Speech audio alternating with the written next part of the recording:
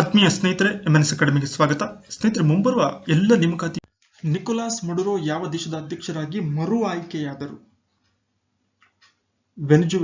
ವೆನಿಜುವೆಲಾದಲ್ಲಿ ಇತ್ತೀಚೆಗೆ ನಡೆದ ಚುನಾವಣೆಯಲ್ಲಿ ಆಡಳಿತಾರೂಢ ಸೋಷಿಯಲಿಸ್ಟ್ ಪಕ್ಷದ ಮುಖಂಡ ನಿಕೋಲಾಸ್ ಮಡುರೋರವರು ಮತ್ತೊಂದು ಅವಧಿಗೆ ಅಧ್ಯಕ್ಷರಾಗಿ ಆಯ್ಕೆಯನ್ನ ಹೊಂದಿದ್ದಾರೆ. ನೆಸೆಟ್ ಎಂಬುದು ಯಾವ ದೇಶದ ಸಂಸತ್ತಿನ ಹೆಸರಾಗಿದೆ? ಇದಕ್ಕೆ ಸರಿ ಉತ್ತರ ಇಸ್ರೇಲ್ ದೇಶದ ಸಂಸತ್ತಿನ ಹೆಸರು ನೆಸೆಟ್ ಎಂಬುದಾಗಿದೆ. ಇಸ್ರೇಲ್ನ ಬೆಂಜಮಿನ್ ನೆತನ್ಯಾಹು ಪ್ರಧಾನಿ ಹುದ್ದೆಯಲ್ಲಿ ಇರುವಂತಹ ವ್ಯಕ್ತಿಯಾಗಿದ್ದಾರೆ. ಫ್ರೋಡ್ಸ್ ಇದು ಯಾವ ದೇಶದ ಬಾಹ್ಯಾಕಾಶ ಸಂಸ್ಥೆಯ ಹೆಸರಾಗಿದೆ?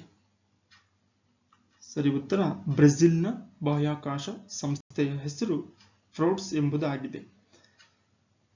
2019 ಆಗಸ್ಟ್ನಿಂದ 2020 ಆಗಸ್ಟ್ ವರೆಗಿನ ಒಂದು ವರ್ಷದ ಅವಧಿಯಲ್ಲಿ ಬ್ರೆಜಿಲ್ನ ಅಮೆಜಾನ್ ಮಳೆಕಾಡು ಅರಣ್ಯ ಪ್ರದೇಶ ಬರಿದಾಗಿದೆ ಎಂದು ಬ್ರೆಜಿಲ್ನ ಬಾಹ್ಯಾಕಾಶ ಸಂಸ್ಥೆ ಫ್ರೋಡ್ಸ್ ಮಾನಿಟರಿಂಗ್ ಪ್ರೋಗ್ರಾಂ ಮಾಹಿತಿಯನ್ನ ನೀಡಿತ್ತು. ಆ ಸಂದರ್ಭದಲ್ಲಿ ಈ ಒಂದು ಸಂಸ್ಥೆಯ ಸುದ್ದಿಯಾಗಿತ್ತು. ಯಾವ ದೇಶ ಆನೆಗಳನ್ನು ಹರಾಜು ಮಾಡುವ ನಿರ್ಣಯವನ್ನ ಕೈಗೊಂಡಿದೆ?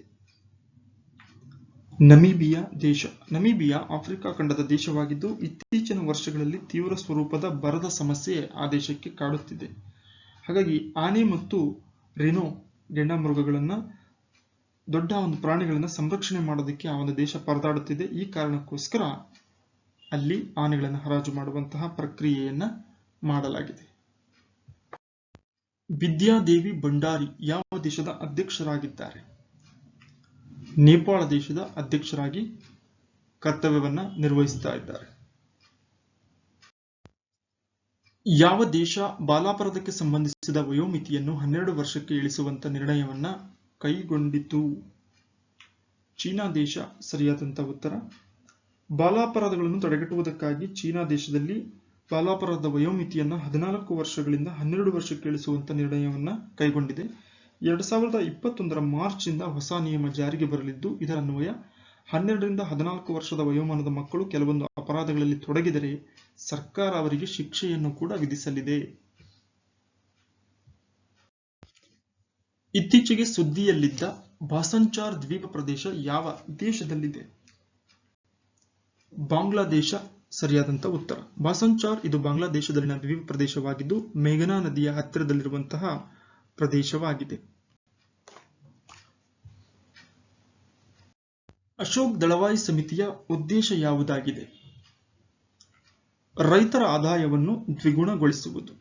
2022ರ ವೇಳೆಗೆ ರೈತರ ಆದಾಯವನ್ನು ದ್ವಿಗುಣಗೊಳಿಸಲು ಅದಕ್ಕೆ ಸಂಬಂಧಪಟ್ಟಂತ ನೀಲಿ ನಕ್ಷೆಯನ್ನು ತಯಾರಿಸಲು ಕೇಂದ್ರ ಸರ್ಕಾರ ಅಶೋಕ್ ದಳವಾಯಿ ನೇತೃತ್ವದ ಅಂತರ್ ಸಚಿವಾಲಯ ಸಮಿತಿಯನ್ನ ರಚಿಸಿತ್ತು. ಈ ಸಮಿತಿಯು ತನ್ನ ಅಂತಿಮ ವರದಿಯನ್ನ 2018 ಸೆಪ್ಟೆಂಬರ್ನಲ್ಲಿ ಸರ್ಕಾರಕ್ಕೆ ಸಲ್ಲಿಸಿತು. ಅಂತಾರಾಷ್ಟ್ರೀಯ ನ್ಯಾಯಾಲಯದಲ್ಲಿರುವಂತಹ ನ್ಯಾಯಾಧೀಶರ ಸಂಖ್ಯೆ ಎಷ್ಟು?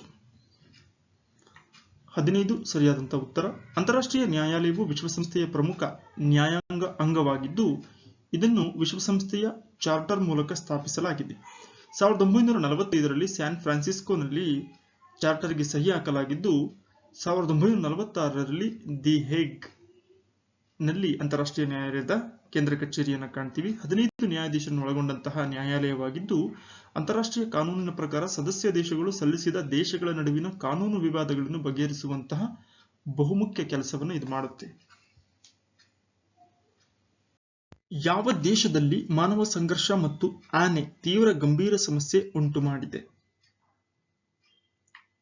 ಶ್ರೀಲಂಕಾ ಸರಿಯಾದಂತ ಉತ್ತರ. ಶ್ರೀಲಂಕಾದಲ್ಲಿ ಇತ್ತೀಚಿನ ವರ್ಷಗಳಲ್ಲಿ ಆನೆ ಮತ್ತು ಮಾನವನ ಸಂಘರ್ಷ ಭಾರಿ ಆತಂಕವನ್ನು ಸೃಷ್ಟಿಸಿದೆ. ಈ ಒಂದು ದೇಶದ 40% ಭೂಭಾಗದಲ್ಲಿ ಆನೆ ಮತ್ತು ಮಾನವ ನೆಲೆಗಳು ಹೆಚ್ಚು ದೂರದಲ್ಲಿರದೆ ಹತ್ತಿರದಲ್ಲಿರುವುದು ಮತ್ತು ಆನೆಗಳ ಆವಾಸ ಸ್ಥಳಗಳ ನಾಶದಿಂದಾಗಿ ಸಂಘರ್ಷಕ್ಕೆ ಕಾರಣವಾಗಿದೆ. ದ್ಯಾವ ಪೃಥ್ವಿ ಎಂಬ ಕೃತಿಗೆ 1960ರಲ್ಲಿ ಕೇಂದ್ರ ಸಾಹಿತ್ಯ ಅಕಾಡೆಮಿ ಪ್ರಶಸ್ತಿ ದೊರೆತಿದೆ. ಇದರ ಲೇಖಕರು ಯಾರು? ವಿಕ್ರು ಗೋಕಾಕ್, ವಿನಾಯಕ ಕೃಷ್ಣ ಗೋಕಾಕ್. ಕನ್ನಡದ ಜ್ಞಾನಪೀಠ ಸಾಹಿತಿಗಳಲ್ಲಿ ಇವರು ಕೂಡ ಒಬ್ಬರು. ಇವರ ದ್ಯಾವ ಪೃಥ್ವಿ ಎನ್ನುವಂತಹ ಕೃತಿಗೆ 1960ರಲ್ಲಿ ಕೇಂದ್ರ ಸಾಹಿತ್ಯ ಅಕಾಡೆಮಿ ಪ್ರಶಸ್ತಿ ದೊರೆತಿದೆ. ಕಾರ್ಗಿಲ್ ವಿಜಯ್ ದಿವಸವನ್ನು ಯಾವಾಗ ಆಚರಿಸುವರು? July 26, June 26, August 26, September 26. ಸರಿಯಾದಂಥ ಉತ್ತರ ಜುಲೈ 26ರಂದು ಕಾರ್ಗಿಲ್ ವಿಜಯ್ ದಿವಸ್ ಅನ್ನ ಆಚರಿಸುವರು. 1999ರಲ್ಲಿ ಭಾರತವು ಪಾಕಿಸ್ತಾನದಲ್ಲಿ ಕಾರ್ಗಿಲ್ ಗಡಿಯಲ್ಲಿ ವಿಜಯವನ್ನು ಸಾಧಿಸಿದಂತಹ ದಿನದ ನೆನಪಿಗಾಗಿ ಜುಲೈ 26ನ ಕಾರ್ಗಿಲ್ ವಿಜಯ್ ದಿವಸ್ ಎಂದು ಆಚರಿಸುವರು.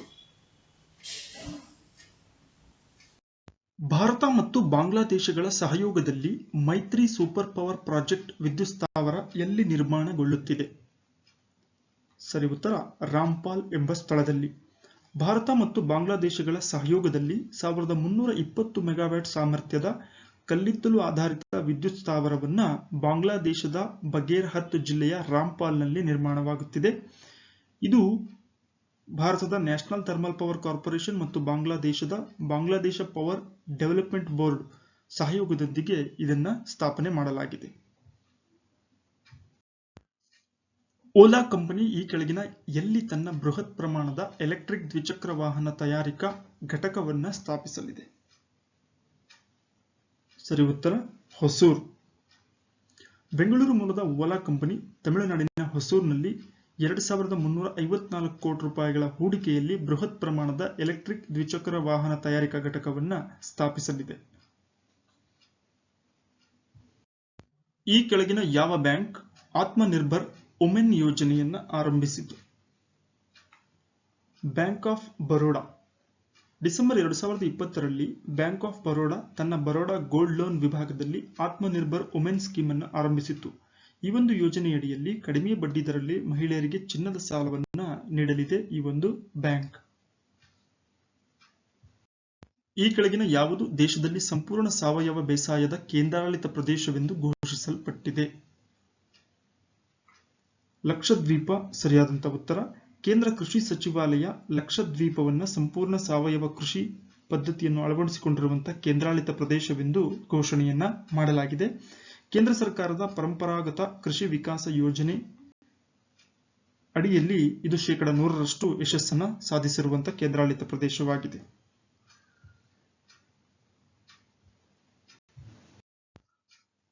ಪೋಷಣ್ ಅಭಿಯಾನವನ್ನು ಅನುಷ್ಠಾನಗೊಳಿಸುವ ಸಚಿವಾಲಯ ಯಾವುದು?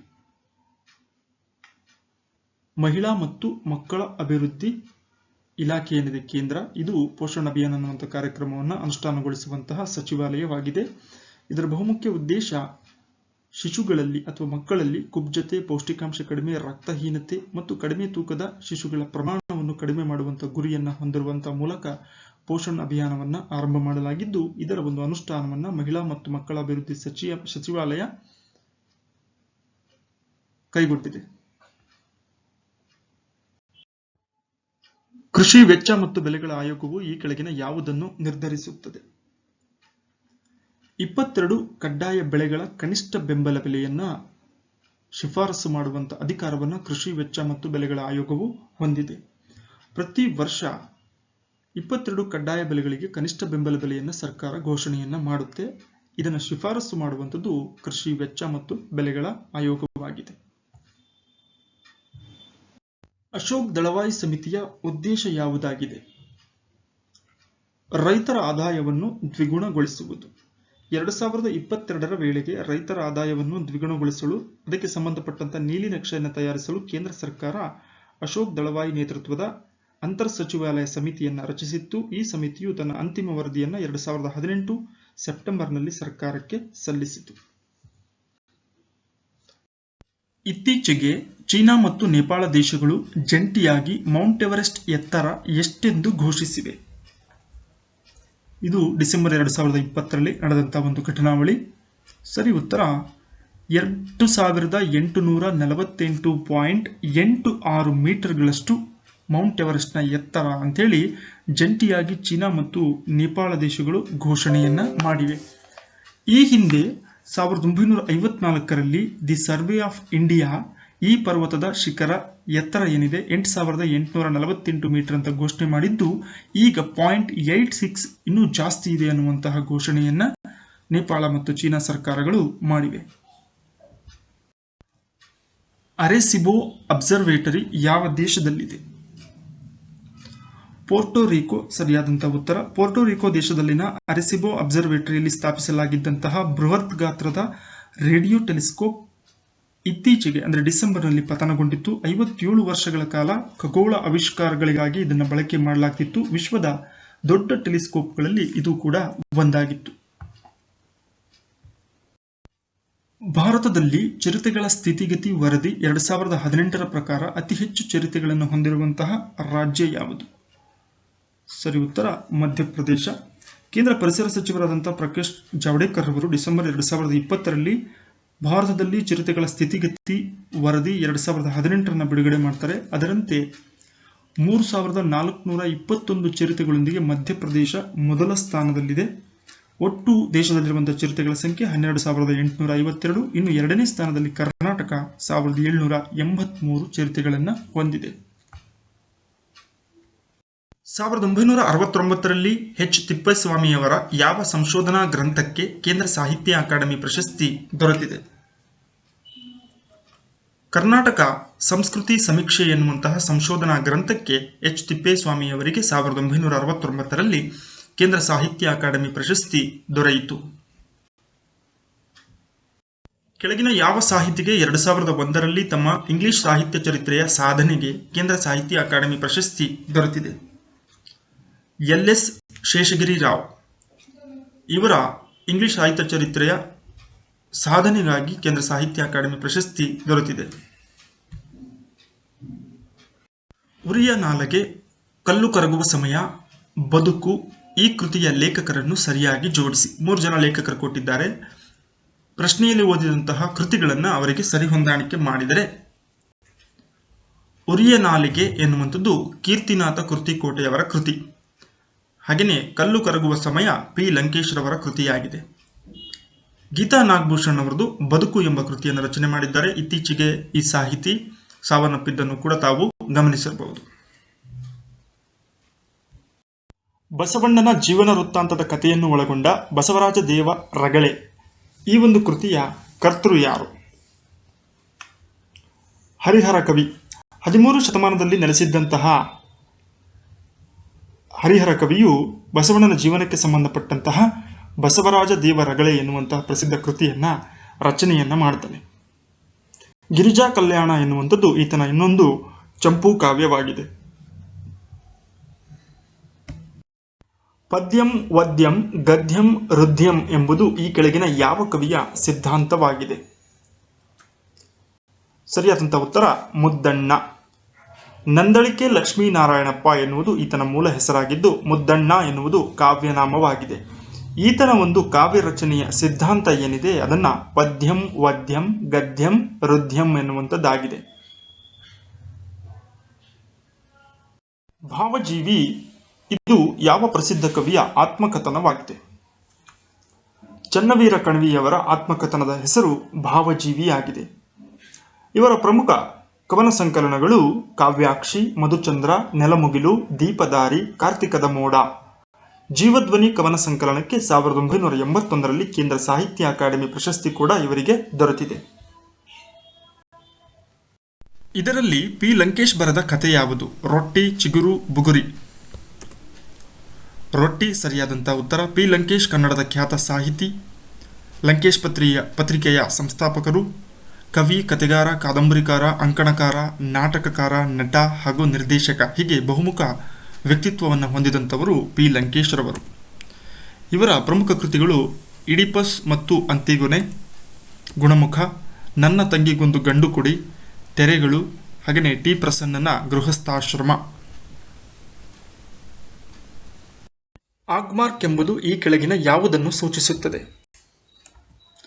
ಕೃಷಿ ಉತ್ಪಾದನೆಯ ಗುಣಮಟ್ಟವನ್ನು ದೃಢೀಕರಿಸುವಂತಹ ಮೊಹರು.